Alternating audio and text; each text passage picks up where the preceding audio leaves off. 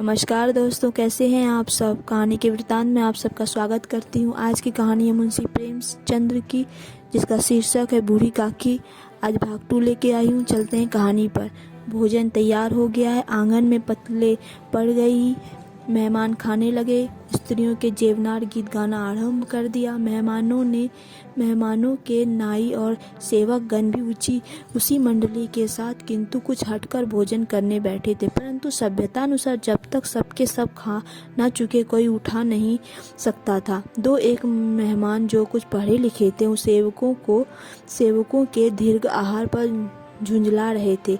वे इस बंधन को व्यर्थ और बेकार की बात समझते थे। बूढ़ी काकी अपनी कोठरी में जाकर पश्चाताप कर रही थी कि मैं कहाँ से कहाँ आ गई। उन्हें रूपा पर क्रोध नहीं था, अपनी जल्दबाजी पर दुख था। सच ही तो है, जब तक मेहमान लोग भोजन ना कर चुकेंगे घर वाले कैसे खाएंगे। मुझसे इतनी देर भी ना रहा गया, सबके सामने पानी उतर गया। अब जब तक कोई बुलाने नहीं आएगा ना जाऊंगी। मन ही मन इस प्रकार का विचार कर वह बुलाने की प्रतीक्षा करने लगी, परंतु घी की रुचिकर श्वास बड़ी धैर्य परीक्षक प्रतीत हो रही थी। उन्हें एक एक पल एक एक युग के समान मालूम होता था। अब पत्तल बिछ गई होगी, अब मेहमान आ गए होंगे, लोग हाथ पैर धो रहे हैं, नाई पानी दे रहा है, मालूम होता है लोग खाने बैठ गए, जेवनार गाया जा रहा है। यह विचार कर वह मन को बहलाने के लिए लेट गई। धीरे धीरे एक गीत गुनगुनाने लगी। उन्हें मालूम हुआ कि मुझे गाते देर हो गई।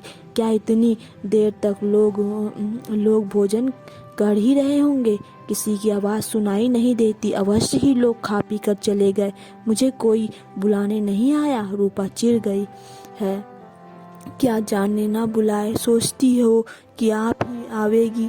वह कोई मेहमान तो नहीं जो उन्हें बुलाऊं। बूढ़ी काकी चलने को तैयार हुई, यह विश्वास कि 1 मिनट में पूड़ियाँ और मसालेदार तरकारियाँ सामने आएगी। उनकी स्वादेंद्रियों को गुदगुदाने लगा। उन्होंने मन में तरह तरह के मंसूबे बांधे। पहले तरकारी से पूड़ियाँ खाऊंगी, फिर दही और शक्कर से कचौड़ियाँ रायते के साथ मज़ेदार मालूम होगी। चाहे कोई बुरा माने चाहे भला, मैं तो मांग मांग कर खाऊंगी। यही ना लोग कहेंगे कि इन्हें विचार नहीं। कहा करे इतने दिन के बाद पूड़ियाँ मिल रही है तो मुंह जूठा करके थोड़े ही उठ जाऊंगी। वह अकड़ू बैठकर सरकते हुए आंगन में आई, परंतु हाय दुर्भाग्य, अभिलाषा ने अपने पुराने स्वभाव के अनुसार समय की मिथ्या कल्पना की थी। मेहमान मंडली अभी बैठी हुई थी। कोई खाकर उंगलियां चाटता था, कोई तिरछे नेत्रों से देखता था कि और लोग अभी खा रहे हैं या नहीं। कोई इस चिंता में था कि पत्तल पर पूड़ियाँ छूटी जाती है, किसी तरह इन्हें भीतर रख लेता। कोई दही खाकर चटकारता था, परंतु दूसरा दोना मांगते संकोच करता था कि इतने में बूढ़ी काकी रेंगती हुई उनके बीच में आ पहुंची। कई आदमी चौंक कर उठकर खड़े हुए पुकारने लगे, अरे अरे, यह बुढ़िया कौन है, यहाँ कहाँ से आ गई, देखो किसी को छू न दे। पंडित बुद्धिराम काकी को देखते ही क्रोध से तिलमिला गए। बुढ़िया का थाल लिए खड़े थे, थाल को जमीन पर पटक दिया और जिस प्रकार निर्दयी महाजन अपने किसी बेईमान और भगोड़े कर्जदार को देखते ही उसका टेटुआ पकड़ लेता है, उसी तरह लपक कर उन्होंने काकी के दोनों हाथ पकड़े और घसीटते हुए लाकर उन्हें अंधेरी कोठरी में धम से पटक दिया। आशारूपी वाटिका लू की एक झोंके में विनष्ट हो गई। मेहमान ने भोजन किया, घर वालों ने भोजन किया, बाजे वाले धोबी चमार भी भोजन कर चुके, परंतु बूढ़ी काकी को किसी ने ना पूछा। बुद्धिराम और रूपा दोनों ही बूढ़ी काकी को उनकी निर्जलता के लिए दंड देने का निश्चय कर चुके थे। उनके बुढ़ापे पर, दीनता पर, हत्याज्ञान पर किसी को करुणा न आई थी। अकेली लाडली उनके लिए कूद रही थी। लाडली को काकी का से अत्यंत प्रेम था। बेचारी भोली लड़की थी, बाल विनोद और चंचलता की उसमें गंध तक न थी। दोनों बार जब उसके माता पिता ने काकी को निर्दयता से घसीटा तो लाडली का हृदय ऐंठ कर रह गया। वह झुंझला रही थी कि हम लोग काकी को क्यों बहुत सी पूरियाँ नहीं देते क्या?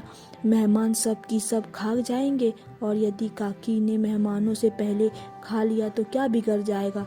वह काकी के पास जाकर उन्हें धैर्य देना चाहती थी, परंतु माता के भय से न जाती थी। उसने अपने हिस्से की पूरियाँ बिल्कुल न खाई थी, अपनी गुड़िया की पिटारी में बंद कर रखी थी। उन पूरियों को काकी के पास ले जाना चाहती थी। उसका हृदय अधीर हो रहा था। बूढ़ी काकी मेरी बात सुनते ही उठ बैठेगी, पूरियाँ देखकर कैसे प्रसन्न होगी, मुझे खूब प्यार करेगी।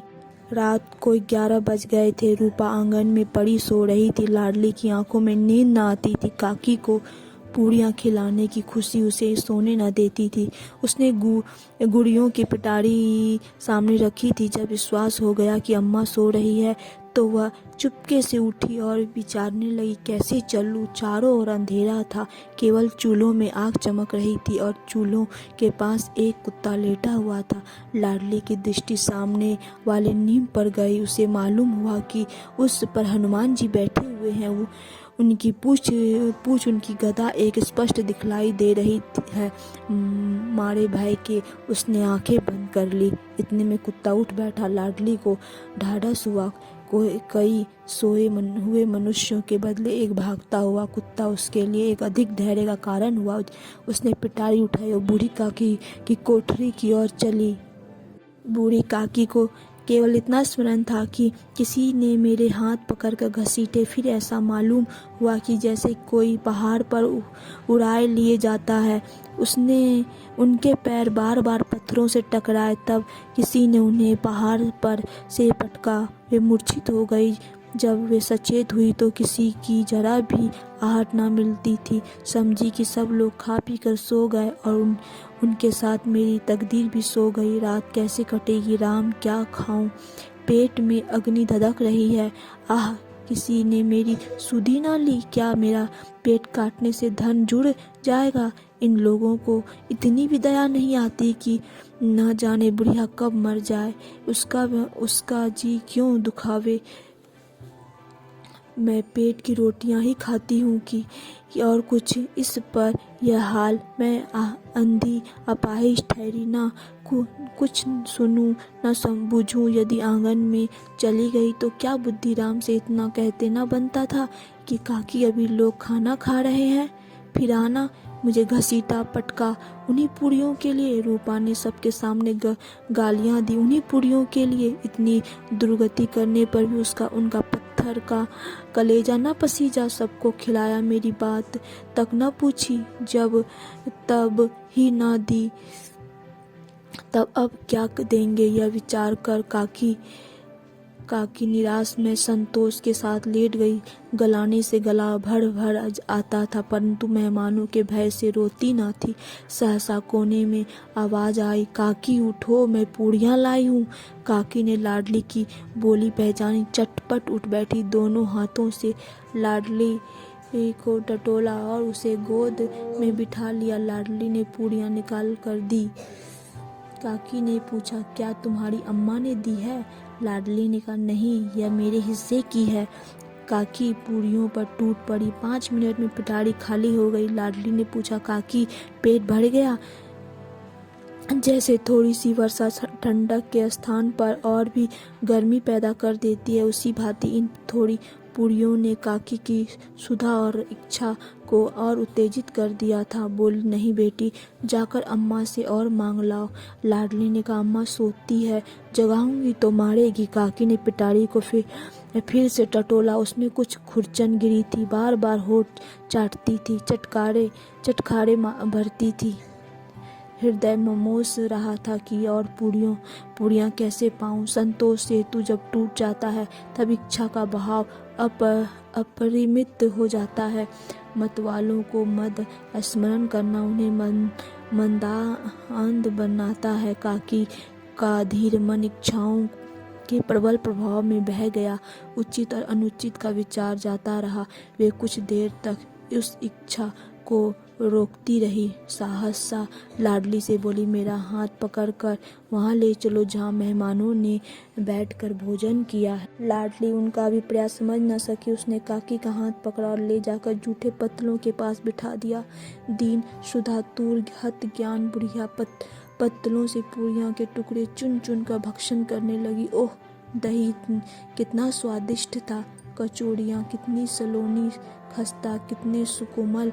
काकी बुद्धिहीन होते हुए भी इतना जानती थी कि मैं वह काम कर रही हूँ जो मुझे कदापि न करना चाहिए। मैं दूसरों की जूठी पत्तल चाट रही हूँ, परंतु बुढ़ापा, तृष्णा, रोग का अंतिम समय है जब संपूर्ण इच्छाएं एक ही केंद्र पर आ लगती है। बूढ़ी काकी में यह केंद्र उनकी स्वादेंद्रिय थी।